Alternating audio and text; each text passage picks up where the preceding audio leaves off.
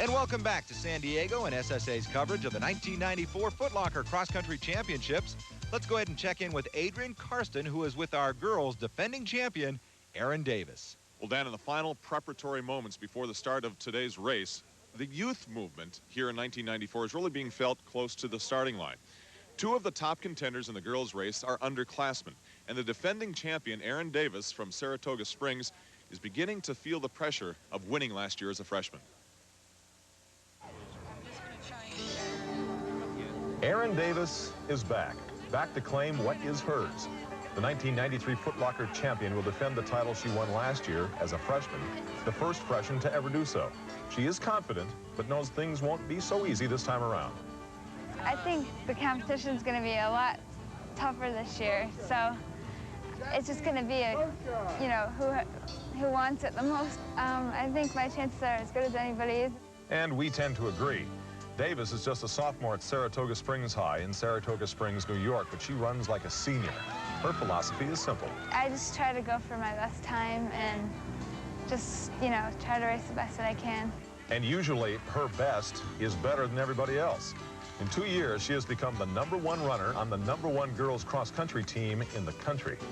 Lots of pressure for a young lady who just turned 16. I just tell myself, just run like you usually do.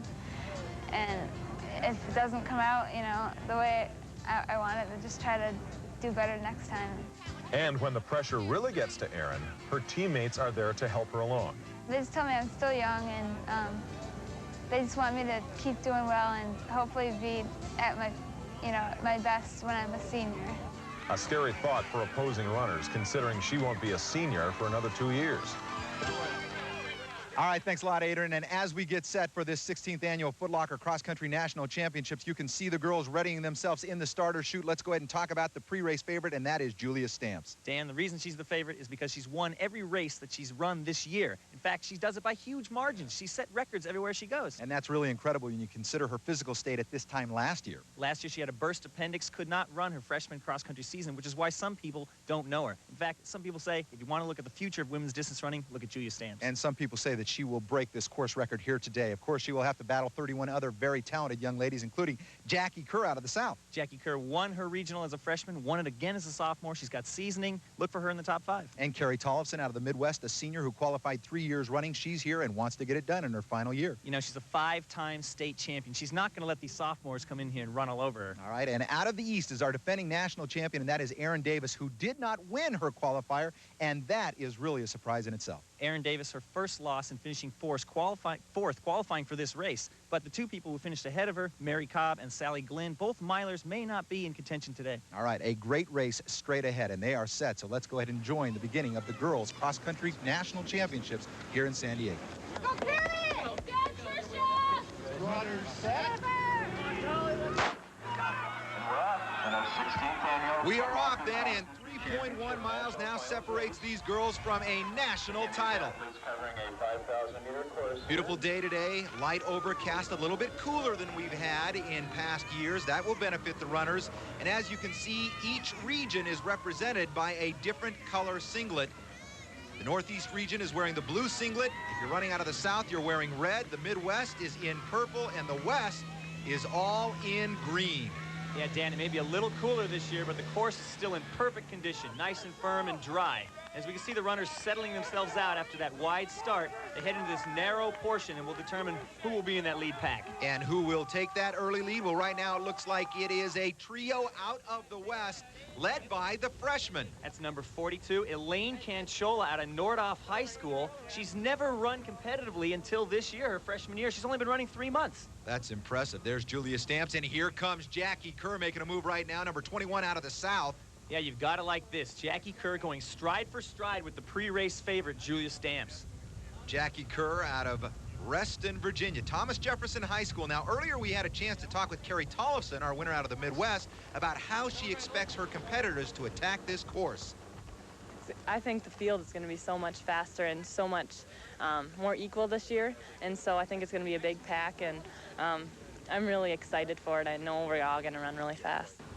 Well, Carrie's making a move right now of her own, wearing that purple singlet and the number 31. She is right now about 3rd or 4th place. Yeah, and look at Julia Stamps now starting to move off the front. It's interesting that Carrie said it was going to be fast because Julia runs fast everywhere she goes. So if the rest of the field wants to run, all they have to do is follow her. So it's Julia Stamps opening her lead and the rest of the pack trying to keep up. All right, let's go ahead and check in with Adrian Karsten, who's down at the bottom of the hill. Julia Stamps just was the first to head up the hill. She told me before the race, this is where it's going to get tough as the pack of runners comes through and they make the turn and head up the next 50 or 60 yards. They're going to test themselves and go to school on each other because the first time up this hill they know is going to be difficult, but it's the second time through in the second lap where they could win or lose the race. Dan, where Adrian was standing at the base of the hill is actually the mile mark, and they just went through in 5:11. And that is plenty fast as they try to catch this course record set back in 1990 by Melody Fairchild. The course record is 16:39, and there's Erin Davis, our defending national champion, right now running in second place. Yeah, Erin looks a little bit tentative here. She's already 40 meters down on Julia Stamps. But right behind her, looking relaxed, is Sally Glynn. Another good look at the rest of the pack, and really we do have a tight pack with the exception of Julia Stamps. Yeah, Julia has gotten off quite quickly. She's made her challenge to the rest of the field already. And look at this, Dan. Coming down the hill, that's Jackie Kerr. She went from the front to the back so quickly. Surprises abound here at the 94 National Championships, and we'll be back with more after this.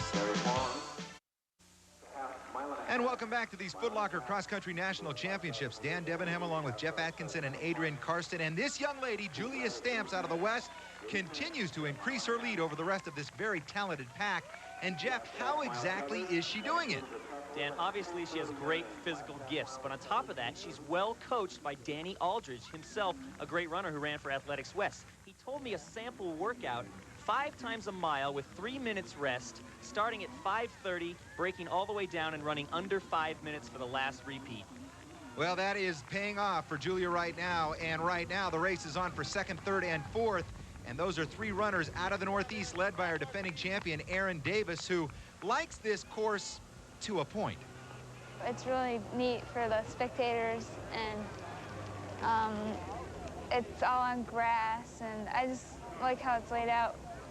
But the only thing I don't like about it is you have to do it twice, so it gets kind of boring. Well, Erin may be bored at this point, but she certainly has her work cut out as Julia Stamps continues to lead by a great margin. Dan, here's Elaine Conchola trying gamely to close that gap to the Northeastern girls who are themselves behind Julia. Hey, let's check in with Adrian Karsten, who has a couple of people who have a vested interest in this race. Well, Dan, Julia Stamps from Santa Rosa, California is breaking away from the pack. Looks pretty darn fresh. Is she rested, though, Valerie, is the question. I think she's physically rested, and I think she's mentally prepared, so hopefully she'll have a good second half of the race. And, you know, hopefully she'll come in at a time she's really pleased with. Dan, did she train any differently for this race, the championship, than she did for the regional last week? No, I think she was trying to peak. She knew that this was going to be a tough performance, and she was trying to back off a little bit on her training and be able to peak for this race. This could be a fantastic take for the whole Stamps family, Dan. One that I anticipated yesterday when I caught up with Julia. I'm going to treat this like I treat every other race. I mean, I try to run my best, and that's my main goal. And every single race I treat, you know, just the same. If there's a place on the course that you can see early on here where there are 2 laps, okay, have you visualized the place where you might have to make a move, or are you just going to see how it goes? I'm just going to see how it goes, see how I feel, and basically this week the first mile I'm going to try to maybe not go out as fast, but just really stay relaxed. Well, that's the characteristic of Julia's running style that's so impressive. Her record-setting performance at the Western Regional was almost effortless. The regional race, I was supposed to take it easy. And actually, I felt really good, and I felt really relaxed, and I felt like, you know, I was just kind of cruising. And maybe that's because I was in good shape, I don't know. But I was really surprised when I crossed the finish line, I saw my time. You shattered the record, I mean, by over 20 seconds. Yeah, it was a good race. Adrian, and now the battle is on for 5th place here. That's Mary Huang in the green jersey. She's run 10:34 for 3,200 meters, and she also carries a 4.0 GPA. Well, she is out of the West, but it's the Northeast right now that is looking strong in the overall regional title. Mary Cobb talked to us about that. We all know that Erin's really fast, and there's a lot of very fast girls on our team, too. So we all, I think, at least I personally think that, you know, we have a very good chance of coming in first overall as the team.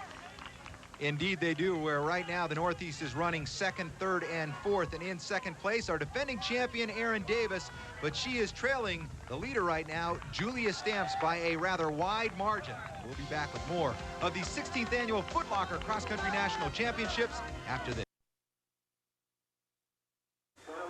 And welcome back to these Footlocker Cross Country National Championships, where Julia Stamps is marching on towards that national title. Just about 150 meters is all that separates her from the finish line now.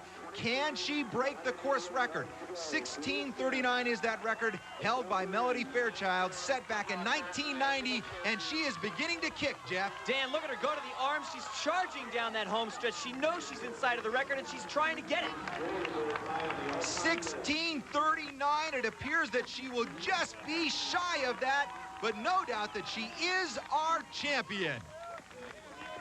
A tremendous run by Julia. As here we see the battle for 2nd. Here comes Sally Glynn, the miler out of the Northeast. A strong performance. Following right behind her is Mary Cobb, also out of the Northeast. And there is our defending champion, Erin Davis. Yeah, Erin just unable to match Julia's pace today. But look at Cassidy Wall, psyched for the 5th place finish. You bet. There's Gladys Gagniel, Katie Radkwitch right on her, Dana Ostrander, Courtney Pugmire, Donna Fiddler, Amy Yoder, Mary Huang. They're all coming in now. Let's go ahead and check in with Adrian Carson, who's standing by with our winner. How did you feel the first time going up the hill? That really seemed to be the place where you started to pull away. I felt strong. I felt really strong. I run a lot of hills, so I was used to it. I just did relax and pumped up the hills. Were you aware of your time coming through, like, say, the last half mile? Were you trying to push it for the record? No, I didn't even know what the record was, so it's hard to push when you don't know what it is. Is this a race that you wanted to lead start to finish? The first mile I didn't want to lead, but it turned out that way, so I had to adjust. Talked to your parents during the race. Apparently you didn't get a whole lot of sleep last night and kept your mother up, as a matter of fact. Yeah, I think I had a little nerves. So I woke up, I talked to my mom. If I can't go to sleep, neither can my mom. Julia Stamps, you are a national champion. Congratulations. Thank you. Jeff, she ran a fantastic race. Back to you. Thanks, Adrian. What we've just seen is a manifestation of pure talent. Julia Stamps showing wisdom beyond her years in running away from this field, starting easy at the beginning, getting through halfway and saying, hey, I'm just going to run away from these girls. Erin Davis, our defending champion, tried to go with Julia, but just couldn't keep up. What we've seen here is perhaps the birth of a new superstar? I don't know. Back to you, Dan. All right, thanks a lot, Jeff, and thanks, Adrian. Now here's a look at how the top 10 finished then, led, of course, by the grand sophomore from California, Julia Stamps.